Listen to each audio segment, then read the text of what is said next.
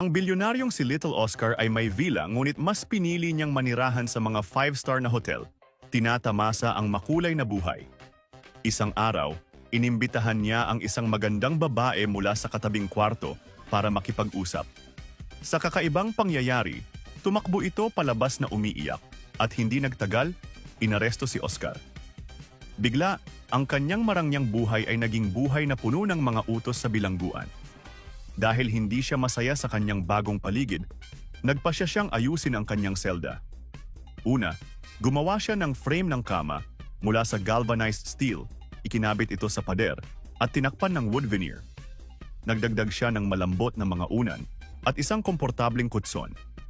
Sa paanan ng kama, nag-install siya ng isang cabinet para sa storage at isang projection screen para sa mga Netflix nights.